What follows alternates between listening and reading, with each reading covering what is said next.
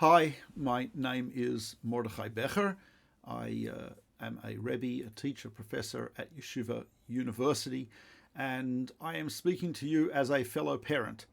I have two sons serving, one in the north, one in the south. One in the south got wounded by shrapnel. Thank God he's fine, he's okay, just through a muscle in the arm, and he's recovering. And as I'm sure you can all predict, he wants to go back to his unit as soon as he can, as soon as the doctors let him, as soon as his wife lets him, which is less likely than the doctors. But I want to share a few ideas with you that are going through my head as a parent. Number one, I often feel a little bit isolated.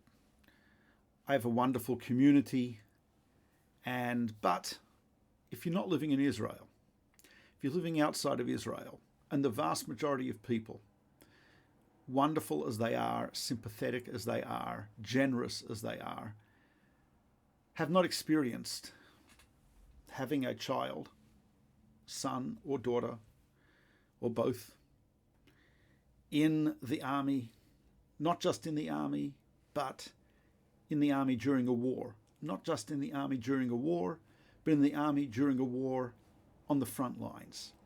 It's not something that people can relate to. And, just one thing I find myself having to do is to type of control what I say to people. Someone said to me, well, if they don't have the proper equipment, why can't your son just come home now and then go back? I said, come home now? What's not a summer camp? He is enlisted in the army. He goes home when the army say you can go home. It's just a complete, as well-meaning and nice, but complete lack of understanding of what's going on, combat, etc. I was also in the army. I was not in a combat role, but at least I understand somewhat of what it means. So the first thing I think, at least for myself, is that I need to do, and that maybe we all need to do, is to, I guess, I know it's hard to expect that of us, but to be understanding of people who are ignorant, maybe simplistic, but they're all well-meaning. My people in my shul and the people in my community, they love us, they love our children. And so I've got to try to be a little tolerant, and I am, of things that people say, and it's something we have to realize. Point number two. The Talmud says the Torah was not given to angels, it was given to humans. That has many ramifications in Jewish law, but one of them is, in the words of Maimonides and others, normal human emotions are not sinful.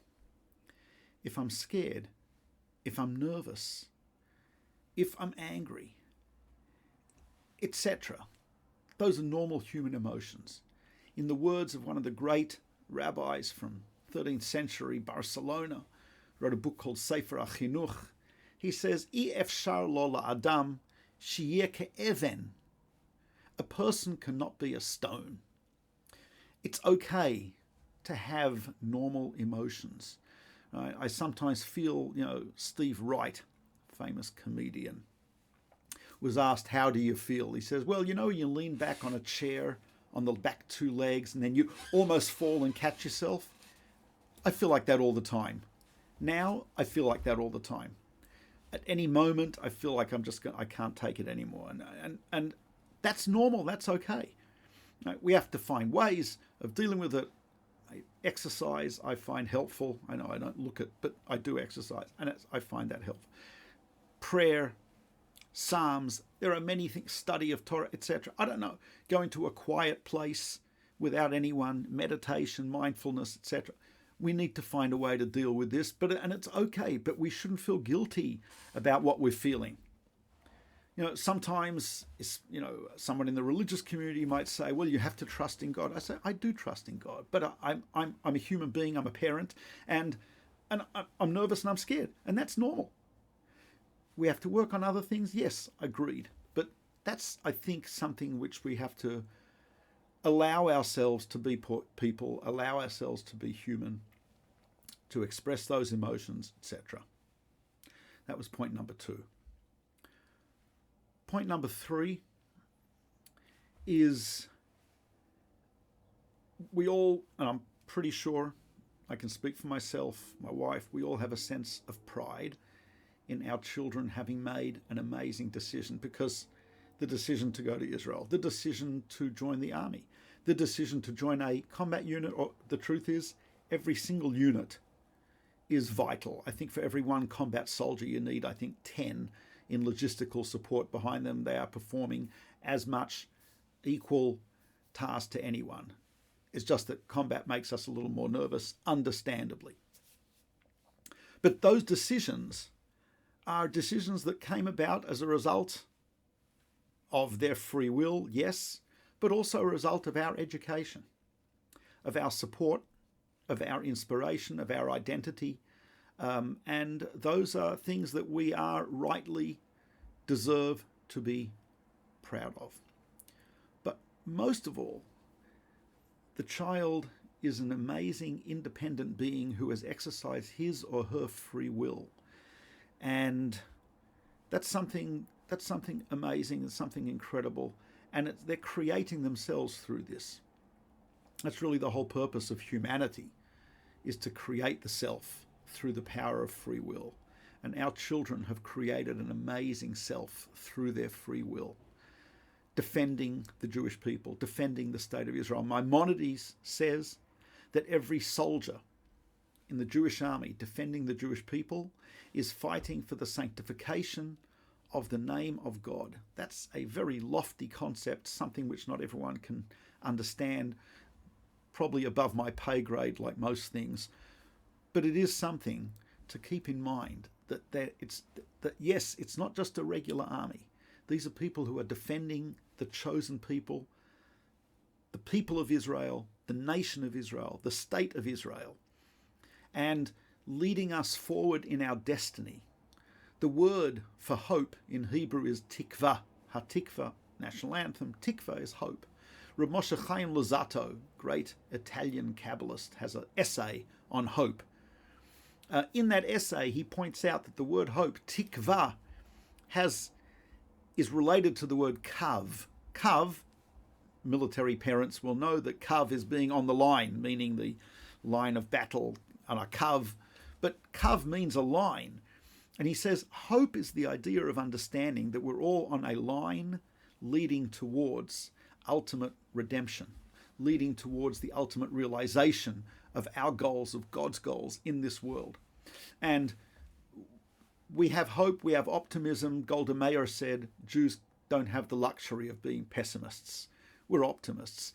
That optimism is based on the fact that we've come so far, 3,200 years of history, 2,000 years of exile. We've come back to our land. That's extraordinary. The Jewish people's national revival, coming back to the land of Israel, the majority of, at least half the Jews, soon the majority, living in the land of Israel, a successful country, economically, technologically, a country that has absorbed millions of people from a variety of cultures. Incredible. The Hebrew language revived from a language of prayer to a language of everything. An army that is kosher. Thousands of yeshivas, tens of thousands of people studying Torah en masse in the land of Israel. These are extraordinary. These are miraculous. That's the Jewish people. We are miraculous. And because that's why we have hope. David Ben-Gurion put it interestingly. He said, and he was not a religious man. He respected the Torah, etc., but he wasn't religious. He once put it this way: if you live in Israel and you don't believe in miracles, you are not realistic. Living in Israel means you believe in miracles, but the truth is, even if you don't live in Israel, being Jewish, the very fact that we're alive, identifying as Jews, our children are in a Jewish army in the land of Israel, in the independent state of Israel, with millions of Jews living there, is extraordinary and miraculous in and of itself. And that should give us hope, optimism, and belief in ourselves, in our children, and in our future. I don't know if this is helpful. It's helpful for me to talk, so I'm doing that anyway. Thank you. I just want to give my blessing, the blessing of a simple Jew, and the blessing of every simple Jew is important. Chazak ve'ematz, be strong and of good courage. We, all our children, and all the Jewish children, and everyone in the army and the hostages should come home safe. We should have victory.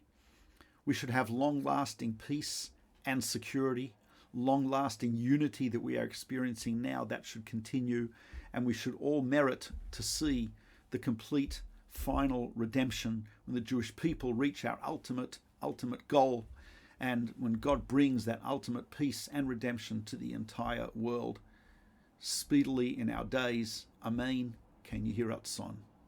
Thank you for listening.